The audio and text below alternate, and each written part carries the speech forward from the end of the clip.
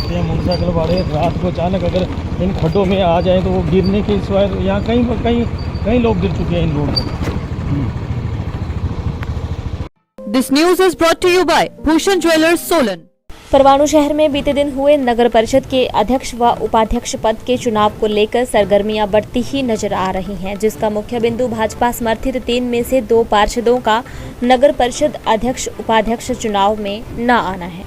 नगर परिषद अध्यक्ष व उपाध्यक्ष के चुनाव में भाजपा के तेजतर्रार युवा नेता व पूर्व में रहे नगर परिषद उपाध्यक्ष ठाकुर रणजीत सिंह का चुनावी बैठक में आना अपने में सवाल बना हुआ था, जिसका जवाब वार्ड 7 से पार्षद ठाकुर रणजीत सिंह ने दिया और कहा, परवाणु एक छोटा सा औद्योगिक कस्बा है और बीते कुछ 1 वर्ष से नगर परिषद में चल रही खींचतान व नगर परिषद हाउस की बैठक न होने के कारण कई विकासात्मक कार्य रुके पड़े हुए थे। ठाकुर रणजीत सिंह ने कहा कि परवाणु शहर का यह दुर्भाग्य है कि राजनीति मानवता व शहर की भलाई से भी कहीं ऊपर होने लगी है, जो कि गलत है। सबसे पहले तो आज मैं आपका धन्यवाद करना चाहूँगा और आपका स्वागत भी करना चाहूँगा कि जो आप आज हमारे यहाँ पर आके आपने ये जो कल के बारे में जो भी एपिसोड कल हुआ उसके बारे में पूछना चाहा और आपको पब्लिक तक हमारी बात पहुँचाना चाह रहे हैं। तो मैं आपको बता देना चाहता हूँ कि कल जो हमने अध्यक्षा और उपाध्यक्षा को सपोर्ट किया है वो एक राजनीति से उठकर किया है। कोई बीजेपी और कांग्रेस को ये मद्देनज़र रखते हुए नहीं कि मैं बीजेपी का हूँ, मैं कांग्रेस को सपोर्ट नहीं करूँगा, ऐसा कुछ नहीं था। मैंने सबसे पहले अपने परवाणु शहर का सोचा है कि आप मेरे साथ इस इंटरव्यू के बाद आप देखना कि हमारे पूरे परवाणु में क्या हाल आज सड़कों के हो गए हैं। एक ग्रामीण क्षेत्र से भी बुरा हाल हमारे शहर का है। अभी मैं आपको अपने वार्ड नंबर 7 में भी ले जाऊंगा। तो अगर जैसे कि आपने बोला कि अविश्वास वाले दिन हम बीजेपी के 2 पार्षद सोलन में थे गए हुए, तो आप बिल्कुल सही बोल रहे हैं कि जैसे हमने अविश्वास में हम 2 पार्षद गए और फ्लोर टेस्ट में हमारे तीनों बीजेपी के हम तीनों पार्षद थे। तो मुझे नहीं मालूम कि कल जो अध्यक्षा उपाध्यक्षा का हमारा चुनाव हुआ उसमें वो 2 क्यों नहीं आए, लेकिन मुझे सबसे पहले अपने परवाणु की जनता का ख्याल रखना था और जो इतने बुरे हालत मतलब नगर निगम के नगर परिषद के इस दौरान आई तो ऐसे हमारे आपने भी देखा होगा कभी नहीं रहे हैं। तो अगर मैं कल की उसमें ना जाता तो ये हो सकता था, तो ये कोरम पूरा ना होता और ये अगले कुछ दिनों के फिर टल जाता, जिससे हमारी पब्लिक और ज़्यादा परेशान होती। तो ये सब देखते हुए हमने जो निर्णय लिया कि देखिए आपको पता है कि बीजेपी के पास बहुमत था नहीं, बीजेपी के मात्र 3 कैंडिडेट हैं, तो हमें उनको सपोर्ट तो करना ही था। बजाय हम इसके आप देख सकते हैं कि पिछले 1.5 से 2 साल से इस चेयरमैन की कुर्सी की खींचातानी चल रही है, तो इसको कहीं ना कहीं तो पूर्ण विराम लगाना था। तो मैंने जो उचित समझा एक राजनीति से हटकर अपने शहर का विकास के लिए मैंने उनको बहुत सपोर्ट किया।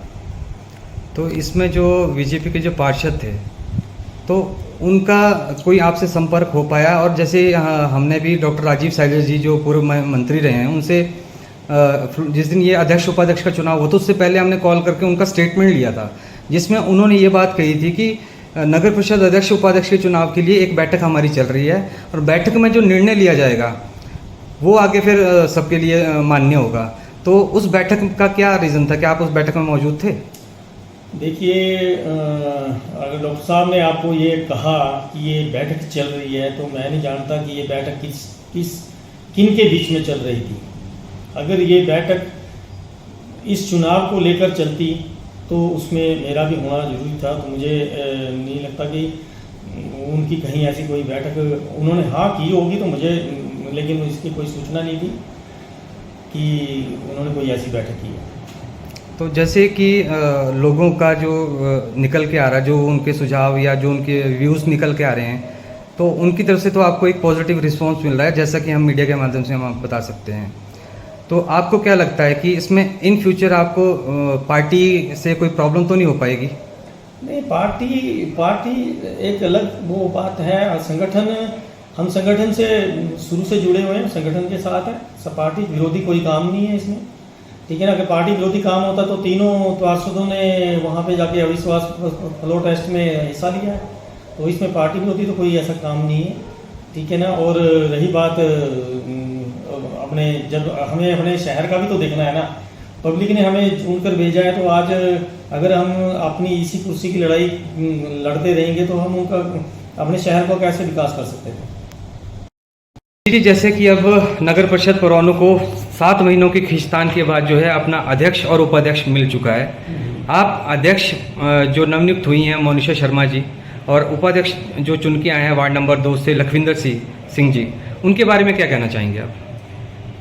सबसे पहले मैं हमारे जो नए अध्यक्षा जी श्रीमती मोनिशा शर्मा जी, उनको बधाई देना चाहूँगा कि वो कल अध्यक्ष की कुर्सी पर बैठे हैं। और दूसरी बात, जो हमारे उपाध्यक्ष जी हैं भाई लखविंदर जी, उनको भी बहुत बहुत शुभकामनाएँ, दोनों को बहुत बहुत हमारी तरफ से शुभकामनाएँ, बधाई। उनसे काफ़ी उम्मीदें भी रखूँगा कि इस शहर का विकास की तरफ ध्यान देंगे, और उम्मीद भी है कि वो इस तरफ ध्यान भी देंगे और पूरे शहर का विकास अच्छी तरह करेंगे, और हम उनका पूरा सहयोग भी देंगे।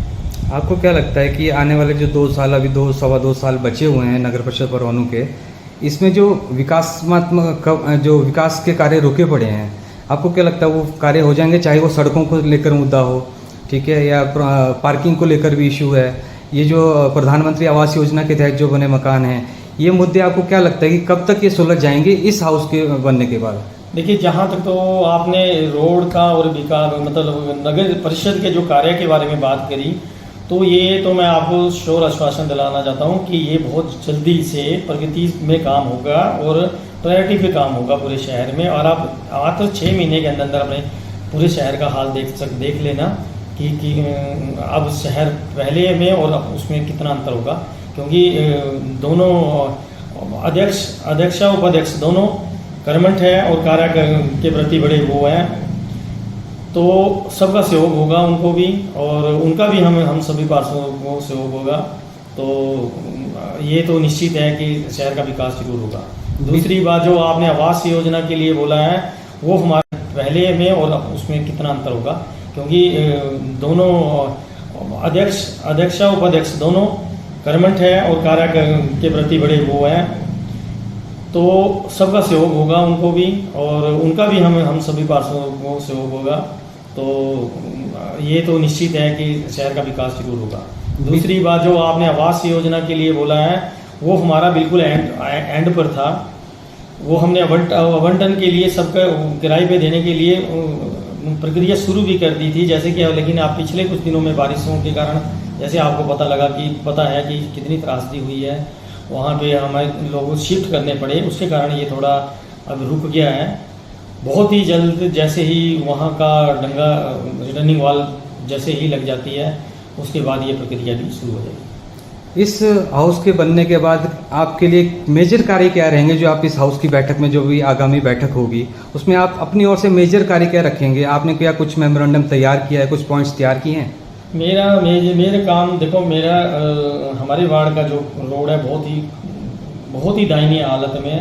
सबसे पहले रोड करना, और दूसरी बात, जो हमारा टैक्स का मामला बहुत दिनों से लटका हुआ है, ऑलमोस्ट हमने उसको पूरा कर दिया था, लेकिन हाउस मीटिंग ना होने के कारण, आपको पता है कि पिछले 6 महीने से कोई हाउस मीटिंग नहीं हो रही है, जिसके कारण थोड़ा सा ये लटक गया है और हमारी पब्लिक को थोड़ा ज़्यादा परेशानी सहन करनी पड़ी। उसके लिए मैं अपनी पब्लिक से क्षमा भी चाहूँगा, लेकिन बहुत जल्दी इसको हम शॉर्ट आउट करते हैं।